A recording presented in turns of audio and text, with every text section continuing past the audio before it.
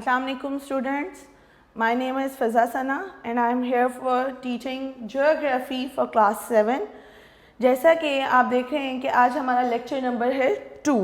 हमने lecture number 1 में chapter number 1 start किया था, that is about physical state of the earth. In previous lecture हम थोड़ा सा उसको रिवीजन में लेकर आते हैं कि हमने पीछे क्या पढ़ा था और उसको लिंक करेंगे आज के लेक्चर के साथ। तो फर्स्ट ऑफ ऑल बेटा, हम लोगों ने लास्ट लेक्चर में देखा था लेयर स्ट्रक्चर ऑफ अर्थ, यानी अर्थ की डिफरेंट लेयर्स देखी थी, जिसके अंदर 3 लेयर्स मेन थी। The one is core, second one is mantle and the last one is crust. यानी कि अगर हम इंटरनल से एक्सटर्नल की तरफ आएँ तो हमारी इंटरनल कोर जो है वो deep internal core, that is core, ठीक है। उसके बाद हमारी क्या है, मेंटल। देन हमारा है crust, that is the top layer of earth, जिसके ऊपर हम लोग रहते भी हैं। आगे इसके बाद हमने देखा था tectonic plates. Tectonic plate movement, जो कि मैंने आपको बताया था कि हमारी कॉन्टिनेंटल प्लेट्स होती हैं। There are 7 major tectonic plates, जिसकी मूवमेंट से हमें शेकिंग मूवमेंट फील होती है, शेक फील होता है।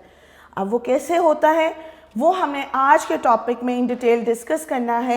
अगर हम आपको याद है तो हमने लास्ट टॉपिक स्टार्ट किया था, that is about faults and there types. Faults and there types, जल्दी से ज़रा माइंड में रिमाइंड करें इसको कि क्या थी फॉल्ट्स। फॉल्ट्स थी हमारी बिग क्रैक्स एंड क्लेफ्ट्स, यानी बड़ी बड़ी दरारें या बड़ा बड़ा जो ज़मीन के अंदर क्रैक आ जाता है, that is basically called fault, ठीक है। Because of these cracks lithosphere divided into big and small parts. और हमने कहा था लिथोस्फीयर, एस्थेनोस्फीयर, ये 2 हमने लेयर्स पढ़ी थी, जिसके अंदर लिथोस्फीयर जो है बेसिकली ये डिफरेंट पार्ट्स में ब्रेक हो जाती है ड्यू टू दीज फॉल्ट्स। और यहाँ पर प्रॉब्लम हमारा आता है कि जब वो एक दूसरे से डिवाइड हो जाती हैं, टूट जाती हैं, तो वहाँ पर हमें प्रॉब्लम आती है कि वो जो नीचे मोल्टन फॉर्म है रॉक्स की, उसकी वजह से वो कॉन्टीन्यूस मूवमेंट में रहती हैं। वो कहते हैं these cracks from the boundaries, यहाँ पे बेटा पेज नंबर 4 पे आपने देखना है, these cracks from the boundaries between tectonic plates, these cracks are seen in the form of centres of volcanoes, earthquakes. अब ये वो कहते हैं कि जो क्रैक हैं हमें ज़्यादातर कहाँ पे मिलते हैं, उन जगहों पे जहाँ पे वॉल्केनोज अरप्ट होते हैं या अर्थक्वेक, ज़लज़ले आते हैं। वॉल्केनोज क्या होते हैं, वो देखा होगा आपने, पहाड़ होता है, उसके अंदर से जो है वो लावा निकल रहा होता है, गरम गरम सी को चीज़, लिक्विड मटीरियल बाहर आ रहा होता है, दैट आर कॉल्ड वॉल्केनोज। और वो भी किस वजह से आते हैं, वो इन फॉल्ट्स की वजह से आते हैं, क्योंकि उनके नीचे पहाड़ों के अंदर कहीं पर फॉल्ट होता है। जब वहाँ पर वो वीक एरिया होने की वजह से वो लावा, यानी नीचे का liquid melted solid material melted material जो है वो बेसिकली बाहर आना शुरू हो जाता है। These cracks from the boundaries between tectonic plates, these cracks are seen in the form of centers of volcanoes and earthquake. Pacific plate is surrounded by volcanoes. अब हमारे अगर हम उसको देखें ऑन द होल अर्थ को, तो ज़्यादातर volcanoes हमारे कहाँ पाए जाते हैं, पैसिफिक ओशन के पास। पैसिफिक ओशन के पास ये सिस्टम है, like this is Pacific ocean.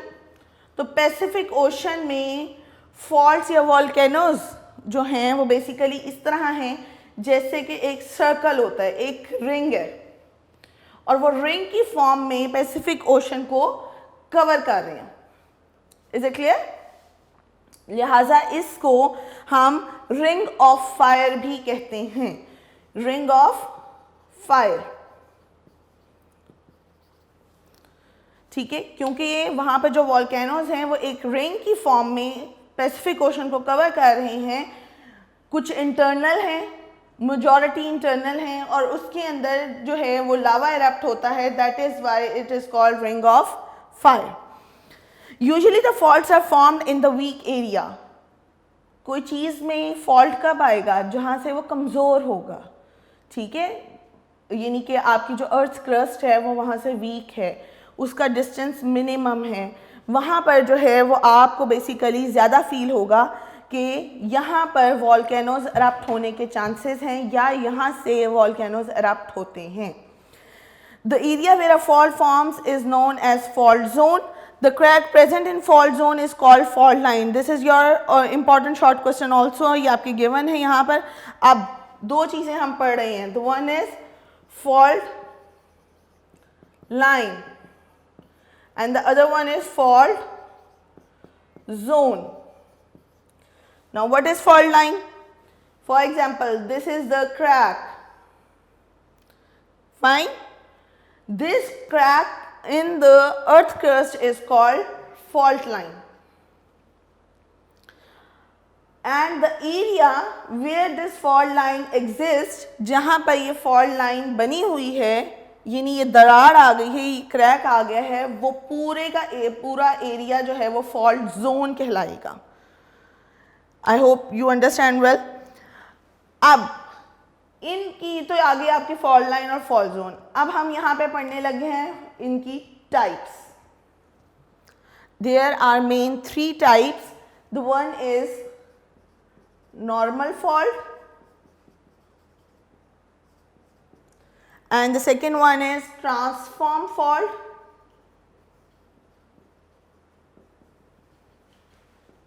And the third one is reverse fault. Okay, the first type is normal fault, the second one is transform fault and the third one is reverse fault. Now just do the reading of this from the page number 5. Normal fault.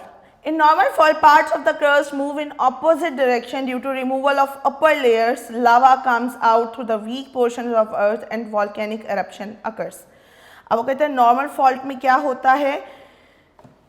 For example, these are the 2 plates. Okay?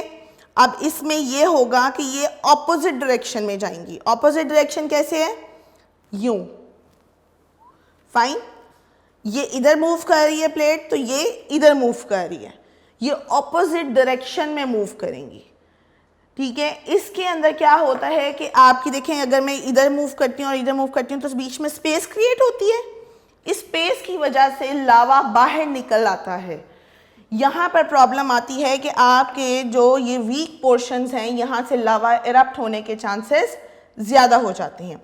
Transform fault, the second one is transform fault when pieces of plates move forward and backward, they rub against each other. Such type of fault is called transform fault. In this fault, no part of earth moves up or down. अब इसके अंदर क्या होता है, फिर से देखें कि इसके अंदर मूवमेंट जो है वो अब ऑपोजिट नहीं है, बल्कि अब क्या है, ये रब कर रहे हैं एक दूसरे के साथ, आगे और पीछे की मूवमेंट है और इसमें कॉन्टीन्यूसली रबिंग आ रही है। फाइन। तो ये जो पीसेस जो हैं ये जब आगे पीछे बैकवर्ड एंड फॉरवर्ड एक दूसरे से रब कर रहे होते हैं, जिस तरह का जो फॉल्ट होता है उसको हम कहते हैं transform fault.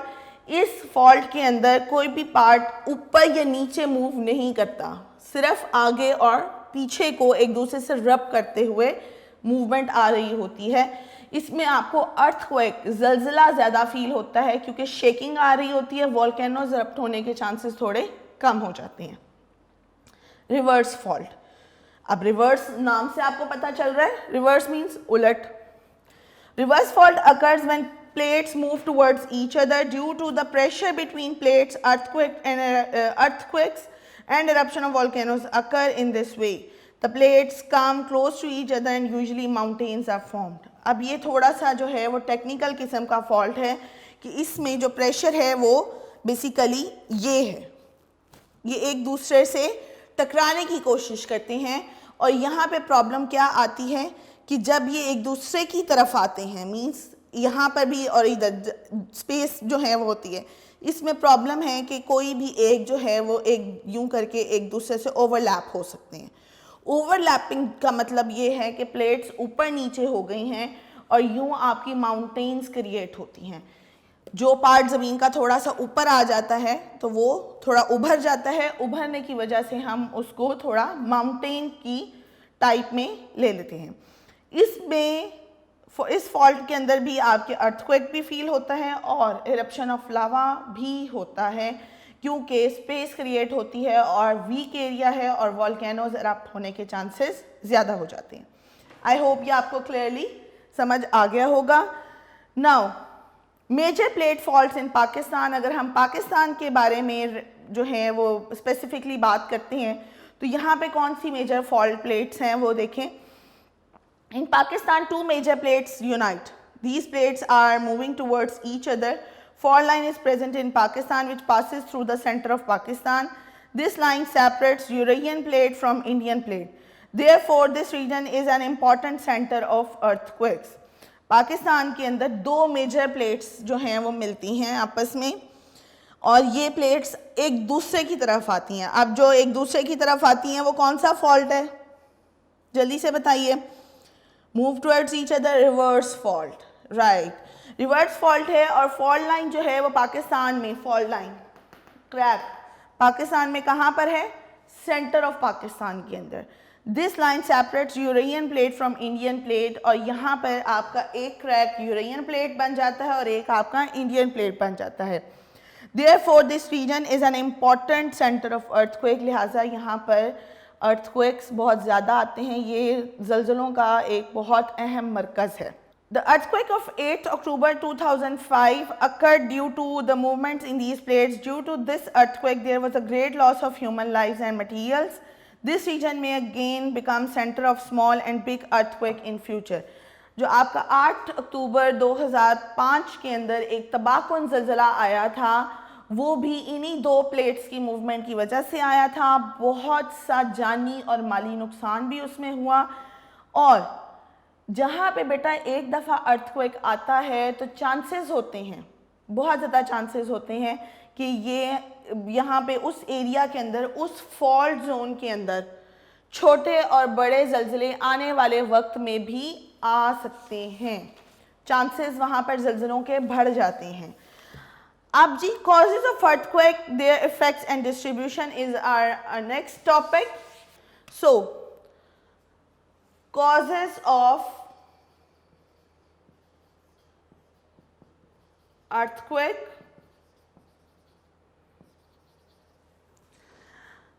and their effects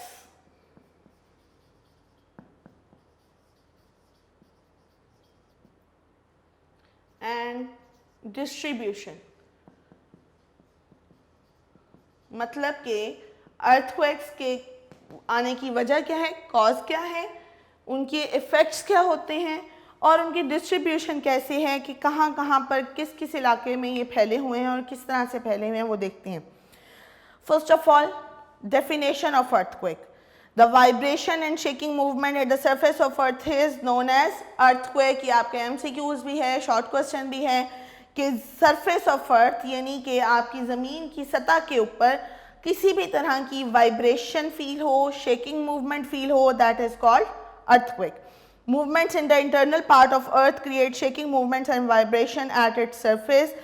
वो कहते हैं इंटरनल पार्ट्स, अब ऊपर तो नहीं कुछ भी हिल रहा ना, हिल तो नीचे रहा है कुछ भी, इंटरनल पार्ट्स के अंदर कोई ऐसी मूवमेंट होती है, कोई हलचल होती है जिसकी वजह से आपको ऊपर की सतह पर वाइब्रेशन फील होती है, शेकिंग फील होती है।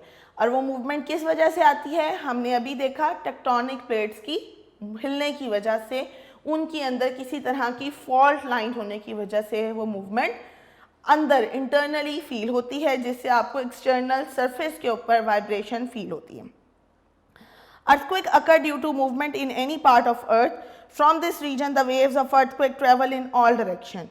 वो कहते हैं कि from this region, जब आपके for example this is the zone, ठीक है, ये आपका क्रैक लाइन है, वाइब्रेशन फील होगी बिल्कुल ऐसे, जैसे जैसे दूर होता जाएगा उसकी वाइब्रेशन और उसका नुकसान भी कम होता जाएगा। ये बिल्कुल आप इसकी एग्जांपल ऐसे ले लें कि हम पानी खड़ा हुआ हो, रिवर साइड पे जाएं या आप किसी पॉन्ड के अंदर आप स्टोन फेंकते हैं, ठीक है, आप स्टोन फेंकते हैं, स्टोन जब आप फेंक रहे हैं, आप जहाँ पे आपका स्टोन जाके गिरा है वहाँ पर एक सर्कल बना है और जैसे जैसे वो सर्कल दूर होता जा रहा है आहिस्ता आहिस्ता वो वेव्स गायब हो जाती हैं, उसकी लहरें ख़त्म हो जाती हैं। बिल्कुल अर्थक्वेक का भी वही सिस्टम है, जितना सेंटर के करीब होगा उतनी वेव ज़्यादा होंगी, उतनी वाइब्रेशन ज़्यादा होगी, उतना नुकसान ज़्यादा होगा। और जैसे जैसे ये फैलता जाएगा इसकी वेव्स, उसकी इंटेंसिटी भी कम हो जाएगी, शेकिंग मूवमेंट भी कम हो जाएगी। The waves of earthquake become weak as they travel away from the origin। जैसे कि मैंने आपको बताया कि जैसे जैसे वो अपने ओरिजिन से वेव्स जो हैं वो दूर ट्रैवल करती जाती हैं, उसकी वाइब्रेशन भी कम हो जाती है। कॉजेज ऑफ अर्थक्वेक क्या हैं? टू मेन कॉजेज हैं। The one is movements of plate and the other is volcanism. What is movement of plate? अभी हमने डिस्कस किया, दोबारा देखते हैं इसको। Most of the earthquake occur due to the movements of tectonic plates. When these plates collide with each other, the earth's surface vibrates. Wherever there is a fault line in the world, there are centers of earthquake. कहते हैं कि earthquake क्यों आ रहे हैं? अभी हमने detail में पढ़ा था कि tectonic plates की movement की वजह से आते हैं। जहाँ पर भी ज़मीन के अंदर fault line मौजूद होगी, वहाँ पर आने वाले वक्त में, उस वक्त में अर्थक्वेक आने के चांसेस ज़्यादा हो जाते हैं और उन एरियाज़ को हम सेंटर ऑफ अर्थक्वेक कंसिडर करते हैं कि ये अब ज़लज़ला आने का मरकज़ है और यहाँ पर ज़लज़ला आ सकता है इन फ्यूचर, तो इसके बारे में हमें केयरफुल होना होता है। Number 2 causes of earthquake, volcanism. जब आपका पहाड़ के अंदर से लावा इरप्ट होता है तो भी नीचे की सरफेस, अब अगर हम लावा की थोड़ी सी डायग्राम देखें तो आपको तो बाहर एक माउंटेन नज़र आ रहा है जिसके अंदर से क्या हो रहा है? लावा इरप्ट हो रहा है, राइट? एक्चुअल इशू क्या है कि ये लावा पहाड़ के अंदर ज़मीन की सतह में से आ रहा है जहाँ पर फॉल्ट लाइन है। Is it clear? हमें तो वो बाहर लावा की फॉर्म आ रही है और फॉल्ट लाइन के नीचे क्या है? मैग्मा। ये मैग्मा इस लाइन के थ्रू, क्रैक के थ्रू बाहर आता है और लावा कंसीडर होता है। Is it clear? ये हम आगे पढ़ेंगे भी इसको। Earthquake also occur due to volcanism when lava erupts out from any weak part of the earth. When lava erupts out any weak part of the earth, the earth surface vibrate. अब ज़्यादा बात है, यहाँ पर भी movement तो हो रही है। यहाँ मूवमेंट में दो नुकसान हो रहे हैं, एक वाइब्रेशन हो रही है, सेकेंडली लावा भी इरप्ट हो रहा है। तो ज़लज़ला यहाँ पे भी महसूस होगा और ज़्यादा इंटेंसिटी से होगा। In this way volcanism becomes a cause of earthquake. यहाँ पर भी प्रॉब्लम यही है कि वॉल्कनिज्म जब इरप्ट होते हैं तो उसकी वजह से आसपास के तमाम इलाके के अंदर आपको वाइब्रेशन फील होती है, अर्थक्वेक फील होता है। अब जी इफ़ेक्ट्स क्या होते हैं अर्थक्वेक के? डेफिनेटली बहुत से इफ़ेक्ट्स तो हम बेटा देखते भी हैं ना, टीवी में बताते हैं जब ज़लज़ला आता है कि बिल्डिंग्स गिर गई, ब्रिजेस ख़राब हो गए, लोगों के घर वगैरह गिर गए। तो बस उसी तरह से इफ़ेक्ट्स हैं, कोई बहुत मुश्किल वाली चीज़ नहीं है, ठीक है? आप जानते हैं इसको, समझते हैं। देखें क्या है, buildings are destroyed, people are injured and there is a loss of lives and materials. Buildings तबाह हो जाती हैं, लोग ज़ख्मी हो जाते हैं, लोगों की जान चली जाती है, बहुत सा जानी और माली नुकसान हो जाता है। The source of irrigation are affected and standing crops are destroyed. आपका सोर्स ऑफ इरीगेशन यानी आपाशी का निज़ाम क्या होता है? नहरें ख़राब हो गई, कैनाल, नहरें निकाली हुई होती हैं, छोटी छोटी कैनाल बनाए होते हैं, वो ख़राब हो जाती हैं, ब्रिजेस टूट जाते हैं, खड़ी फसलें ख़राब होती हैं। जब ज़मीन हिलती है तो अंदर से जो फसलों की जड़ें होती हैं वो भी हिल जाती हैं, जिससे आपकी क्रॉप्स को भी नुकसान पहुँचता है। The system of electricity, water and gas is disturb. आपकी इलेक्ट्रिसिटी लाइन, आपकी गैस लाइन, ये सब ज़मीन के अंदर से गुजरती हैं। तो जब ज़मीन के अंदर किसी भी तरह की कोई जो है वो गड़बड़ होती है, कोई वाइब्रेशन होती है, तो इनकी पाइपलाइंस फटने का ख़तरा होता है, जिसकी वजह से आपकी इलेक्ट्रिसिटी भी डिस्टर्ब होती है, पानी का भी मसला हो जाता है और अक्सर गैस की वजह से भी आग लगने का ख़तरा हो जाता है। Sometimes there is a fire due to electricity and gas problem. बिजली की तारों के आपस में टकराने की वजह से या गैस पाइप्स फटने की वजह से आग लगने के चांसेस भी ज़्यादा हो जाते हैं। Hurdles occur in the activity of rescue, क्योंकि रोड्स ख़राब हो जाती हैं, कई दफ़ा लैंडस्लाइडिंग हो जाती है, पहाड़ों के ऊपर से पत्थर नीचे गिर जाते हैं और रास्ते ब्लॉक हो जाते हैं। तो आपके रेस्क्यू के मामलात में भी, यानी कि लोगों को जो आप फौरी तौर के ऊपर तिबी इमदाद देने जा रहे हैं, उनको रेस्क्यू करने जा रहे हैं, बचाने जा रहे हैं, उसके अंदर भी हर्डल्स आ जाती हैं, रुकावटें आती हैं। These are also threats of floods. पानी है ना, देखें आप किसी बर्तन में पानी डालेंगे, ओवरफ्लो होता है, मतलब भरा हुआ होता है ऊपर तक, जब आप उसको नीचे से शेक करेंगे तो पानी क्या होगा, बाहर आ जाएगा। ऐसे ही होता है। तो यहाँ पर भी यही है कि जब अर्थ के अंदर, अर्थ सरफेस के अंदर शेकिंग मूवमेंट होती है तो आपके जो रिवर्स या आपके जो दरिया नहरें हैं वो भरी हुई हैं, तो उनके अंदर से सैलाब आने का ख़तरा होता है, आसपास के एरियाज जो हैं वो इफ़ेक्ट हो सकते हैं। The facilities of transportation are disturbed after the destruction of bridges and roads. इसके अलावा आपकी ट्रांसपोर्टेशन डिस्टर्ब हो जाती है, आने वाले वक्त में जितना भी नुकसान हुआ होता है, रोड्स टूट जाती हैं, उसमें क्रैक्स आ जाती हैं, ब्रिज टूट जाते हैं, तो जब तक वो दोबारा नहीं बनते आपकी ट्रांसपोर्ट भी उससे बुरी तरीके से इफ़ेक्ट होती रहती है। यहाँ पर बेटा हमारे कॉजेज़ भी हो गए, इफ़ेक्ट्स भी हो गए। Now come to the distribution of earthquake, कैसे फैले हुए हैं ये हम देखते हैं। Distribution of earthquake in the world, most of the earthquakes occur around the areas of Pacific Ocean. There are small and big cracks in earth crust in this area. These cracks look like a circle of ring. This region includes the areas of Alaska, Aleutian, Japan, Mariana, Philippines and New Guinea. अब यहाँ पर वो कह रहे हैं कि आपके जो बहुत ज़्यादा, जैसे मैंने अभी आपको बताया था कि Pacific ocean ring of fire, याद है अभी हमने डिस्कस किया है, वो एरिया बेसिकली ज़्यादा इलाके के अंदर उसमें जो अर्थक्वेक्स हैं वो डिस्ट्रीब्यूट हुए हुए हैं, क्योंकि वो वहाँ पर ज़्यादातर वोल्केनोज हैं। अर्थ क्रस्ट बहुत सी जगहों के ऊपर, डिफरेंट जगह पे वहाँ पे बिग एंड स्मॉल क्रैक्स मौजूद हैं, एरिया वीक है, जिसकी वजह से वहाँ पर अर्थक्वेक आने के चांसेस बहुत ज़्यादा हो जाते हैं। और उसके अंदर कौन से इलाके शामिल होते हैं वो नाम यहाँ पर उन्होंने मेंशन किए हैं जो मैंने अभी पढ़े। Number 2, the other big centre of earthquake in the world is trans Syrian arc. दूसरा जो सबसे बिग सेंटर, मरकज़ ज़लज़ले का समझा जाता है वो ट्रांस-सिरुयन क्रैक है। ये एक बहुत बड़ा क्रैक है जिसका नाम ट्रांस-सिरुयन है।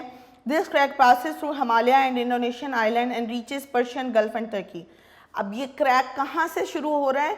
ये हिमालय से शुरू होते हुए इंडोनेशिया आइलैंड से गुजरता हुआ पर्शियन गल्फ और टर्की तक जाता है।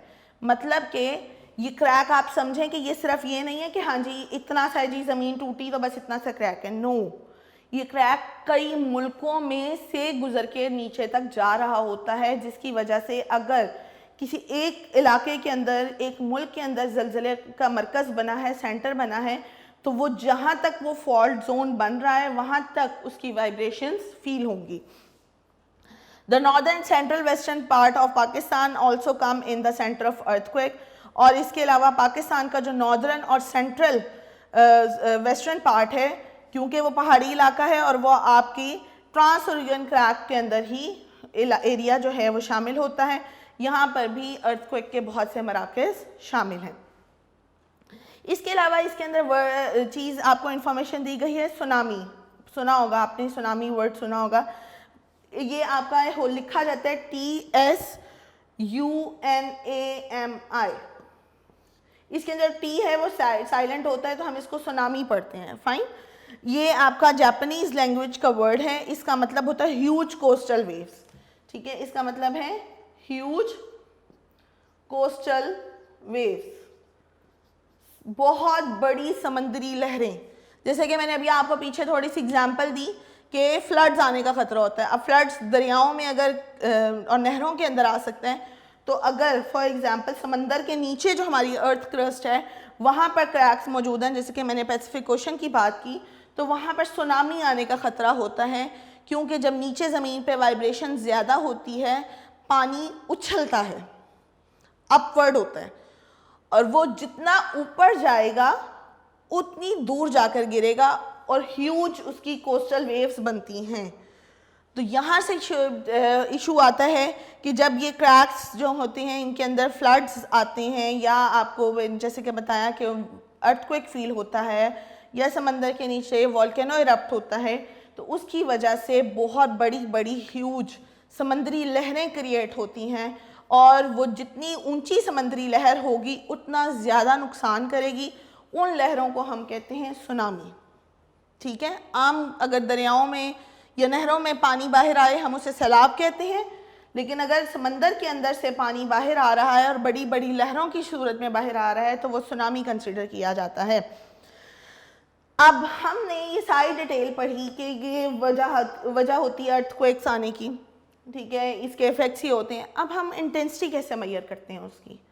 मींस देखिए ना, आपको अगर बुखार भी हो तो आप उसके लिए कुछ आपने रखा होता है, जैसे थर्मामीटर है, आप उसको मेजर करते हो कि भाई इतना बुखार है मुझे। तो अर्थक्वेक का आपने कभी सुना हो, अगर न्यूज़ आ रही होती है तो वो बताते हैं जी कि it's around 6.6 Richter scale, 5.1 Richter scale. ये क्या है, ये किस तरह मेजर होता है? Instrument and scales use to measure earthquake, ये आपका बहुत इंपॉर्टेंट शॉर्ट क्वेश्चन भी है और एमसीक्यूज में भी ये पूछा जाता है।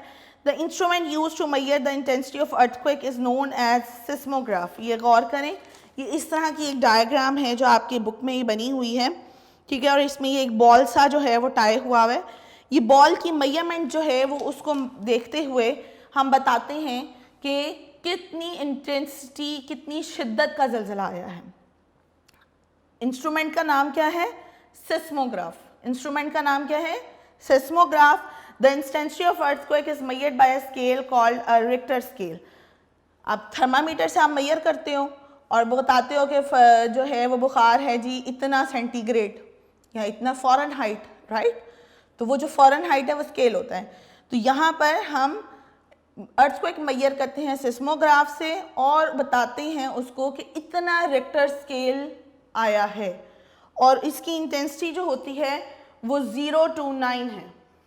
0 to 9 मीन्स जितना 0 के करीब होगा उसकी मेजरमेंट या उसकी इंटेंसिटी, उसकी शिद्दत उतनी कम होगी, और जितना ये 9 के करीब जाता जाएगा उतना ज़्यादा नुकसानदेह और तबाहकुन होगा।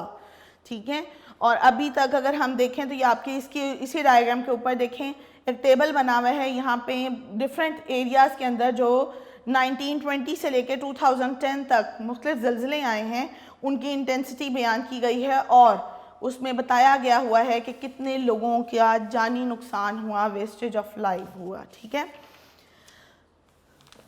द इम्पॉर्टेंट पार्ट जो इसी से लिंक्ड है दैट इज़ वॉल्कनिज्म। अब हम इसको भी देख लेते हैं कि वॉल्कनिज्म बेसिकली क्या है।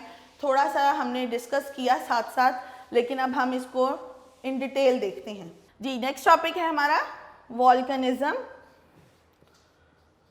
कुछ चीज़ें हमने इसकी साथ साथ डिस्कस की हैं, आपको इंशाल्लाह समझ में आ जाएगा कि हमने बेसिकली इसको पहले भी डिस्कस किया है तो वो क्या था। The eruption of a hot semi solid matter magma from the surface of earth is known as volcanism. जैसे मैंने ये बनाया हुआ है, hot solid material that is called magma, जब वो सरफेस ऑफ अर्थ से बाहर निकल कर आता है लावा की फॉर्म में, दैट प्रोसेस इज कॉल्ड वॉल्कनिज्म।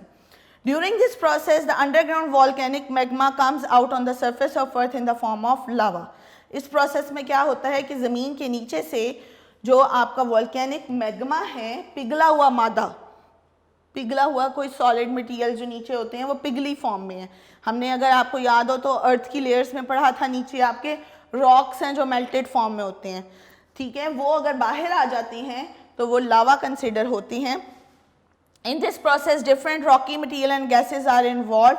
जब ये बाहर आता है तो इसमें बहुत सा रॉकी मटीरियल भी होता है, पत्थर छोटे छोटे भी उड़ उड़ के बाहर आ रहे होते हैं। इसके अलावा बहुत सी गैसेस प्रोड्यूस होती हैं। कोई भी चीज़ आप गर्म करते हैं तो उसका धुआं उठता है, फ्यूम्स उठते हैं, वो गैस होती है।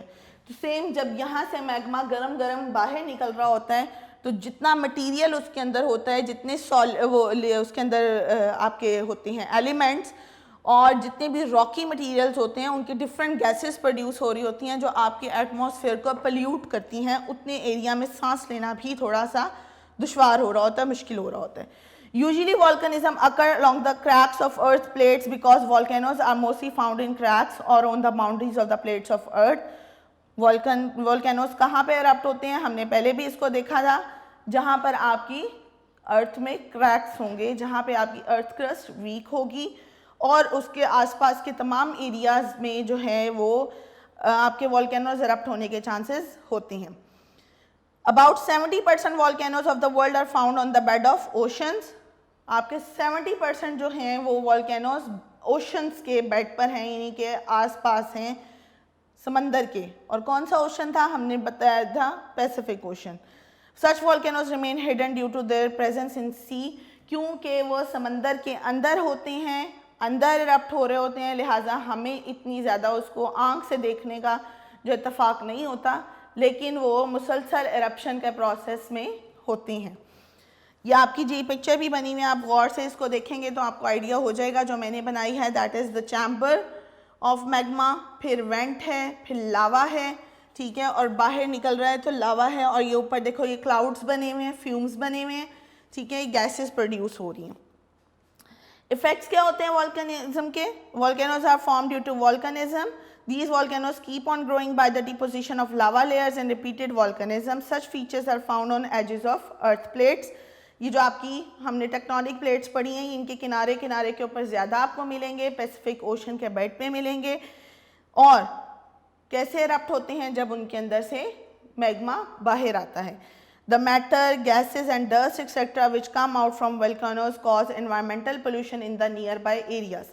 आपका जो ये मादा निकल रहा है, कुछ गैसेस हैं, डस्ट पार्टिकल्स हैं, ये सारे जो हैं वो इन्वायरमेंटल पोल्यूशन का बाइस बनते हैं। आसपास के इलाकों में ह्यूमन लाइफ और प्लांट्स दोनों को नुकसान होता है। समटाइम्स क्लाउड्स जो हैं वो ज़्यादा जो है वॉल्केनिज्म को रैपिडली इंक्रीज़ करवा रहे होते हैं और आसपास का टेम्परेचर जो है वो हाई हो जाता है, गर्मी फील होना शुरू हो जाती है।